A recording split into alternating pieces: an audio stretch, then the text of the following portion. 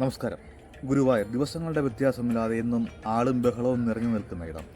തിരുപ്പതിയും പുരി ജഗന്നാഥ ക്ഷേത്രവും കഴിഞ്ഞാൽ ഏറ്റവും അധികം ഭക്തർ എത്തിച്ചേരുന്ന ക്ഷേത്രങ്ങളിലൊന്നാണ് തൃശ്ശൂർ ജില്ലയിലെ ഗുരുവായൂർ ക്ഷേത്രം.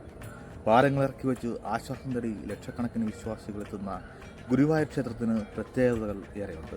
വീഡിയോ ഇഷ്ടപ്പെടുന്ന ആൾക്കാരുണ്ടെങ്കിൽ തീർച്ചയായിട്ടും ഒന്ന് ഷെയർ ചെയ്യാൻ മറക്കല്ല. നാരായണീയം കേട്ടുണരുന്ന ഭഗവാനും ഗുരുവായൂർ ദർശനം പൂർത്തിയാക്കുവാൻ സന്ദർശിക്കേണ്ട സമീപത്തെ ക്ഷേത്രങ്ങളും ദ്വാരകയിൽ ശ്രീകൃഷ്ണൻ ആരാധിച്ചിരുന്ന പ്രതിഷ്ഠയുമൊക്കെ കൂടുമ്പോൾ ഗുരുവായൂർ ഒരു വിശുദ്ധ ഭൂമിയായി മാറുന്നു. ഈ വിശുദ്ധ ഭൂമി സന്ദർശിക്കുക എന്നത് വിശ്വാസികളുടെ നിയോഗവും. മഹാവിഷ്ണുവിന് പൂജിച്ചിരുന്ന വിഗ്രഹം തലമുറകൾ കൈമാറി ശ്രീകൃഷ്ണന്റെ കയ്യിലെത്തി. പിന്നീട് ദ്വാരക പ്രളയത്തിലാണ്. തൻ്റെ സ്വർഗാരോഹണ സമയത്ത് ദേവഗുരുവായ ബൃഹസ്പതിയോട് ഇത് ഉചിതമായ സ്ഥലത്ത് പ്രതിഷ്ഠിക്കാൻ ശ്രീകൃഷ്ണൻ ആവശ്യപ്പെട്ടു അത്രേ. ഇത് പ്രതിഷ്ഠിക്കാനായി ബൃഹസ്പതിയും വായുവും ലോകം മുഴുവൻ ചുറ്റിക്കറങ്ങി.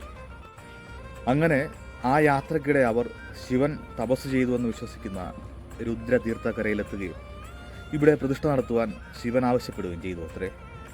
ദേവഗുരുവും വായുദേവനും ചേർന്ന് പ്രതിഷ്ഠ നടത്തിയതിനാലാണ് ഇവിടം ഗുരുവായൂർ എന്ന് അറിയപ്പെടുന്നത് എന്നാണ് വിശ്വാസം. വിശ്വകർമാവാണ് ക്ഷേത്രം നിർമ്മിക്കുന്നത്. ഭൂലോക വൈകുണ്ഠമെന്നും ഇവിടം അറിയപ്പെടുന്നു. ഗുരുവായൂരിൽ ഭഗവാനെ ഉണർത്തുന്നതിനും ചില ചിട്ടകളൊക്കെ ഉണ്ട്. മേൽപ്പത്തൂർ നാരായണ ഭട്ടതിരിപ്പാട് രചിച്ച നാരായണീയവും എഴുത്തച്ഛൻ രചിച്ച ഹരിനാമ കീർത്തനവും പൂന്താനം നമ്പൂതിരിയുടെ ജ്ഞാനപ്പാനയും ശങ്കർനാഥവും തകിലും നാദസ്വരവും കൊണ്ടാണ് ഭഗവാനെ പള്ളി ഉണർത്തുക. എന്നും പുലർച്ചെ 3 മണിയാണ് പള്ളി ഉണർത്തലിൻ്റെ സമയം. കുംഭമാസത്തിലെ പൂയ നക്ഷത്രത്തിലാണ് ഗുരുവായൂർ ക്ഷേത്രത്തിലെ ഏറ്റവും വലിയ ഉത്സവം നടക്കുന്നത്. 10 ദിവസം നീണ്ടു നിൽക്കുന്ന ഈ ഉത്സവത്തിൽ കേരളത്തിൻ്റെ വിവിധ ഭാഗങ്ങളിൽ നിന്നും വിശ്വാസികൾ എത്താറുണ്ട്.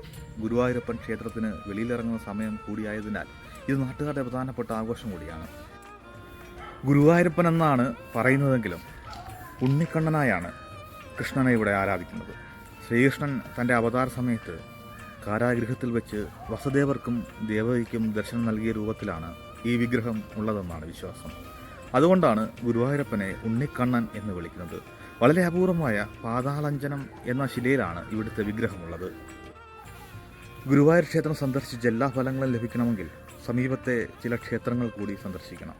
മമ്മിയൂർ മഹാദേവ ക്ഷേത്രം, തിരുവെങ്കടം ക്ഷേത്രം, പാർത്ഥസാരഥി ക്ഷേത്രം എന്നിവയാണ് ആ ക്ഷേത്രങ്ങൾ. ചൊവ്വല്ലൂർ ശിവക്ഷേത്രം, പെരുന്തിട്ട ശിവക്ഷേത്രം തുടങ്ങിയവയും സമീപത്തെ പ്രധാന ക്ഷേത്രങ്ങളാണ്. വൃശ്ചികത്തിലെ ഗുരുവായൂർ ഏകാദശി ആചരിക്കാൻ ആയിരക്കണക്കിന് വിശ്വാസികളാണ് ഇവിടെ എത്തുന്നത്. 7 ജന്മങ്ങളിലെ പാപങ്ങളില്ലാതാക്കാൻ മനസ്സറിഞ്ഞ് ഗുരുവായൂർ ഏകാദശി ആചരിച്ചാൽ മതിയെന്നാണ് വിശ്വാസം. ഏകദേശം 1 മാസത്തോളം നീണ്ടു നിൽക്കുന്നതാണ് ഇവിടുത്തെ ഏകാദശി.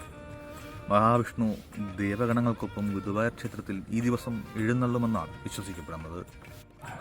ക്ഷേത്രത്തിൻ്റെ പഴക്കത്തെയും ചരിത്രത്തെയും കുറിച്ച് പറയുന്ന രേഖകൾ ലഭ്യമല്ലെങ്കിലും 5000 വർഷത്തിലധികം പഴക്കം ഇതിനുണ്ടെന്ന് വിശ്വസിക്കപ്പെടുന്നു. തുടക്കത്തിൽ ദ്രാവിഡ ക്ഷേത്രവും പിന്നീട് ഇത് ബുദ്ധക്ഷേത്രവുമായി മാറി. തമിഴിലെ ഉൾപ്പെടെയുള്ള പല പ്രധാന കൃതികളിലും ഇതിനെപ്പറ്റി വിവരിക്കുന്നുണ്ട്.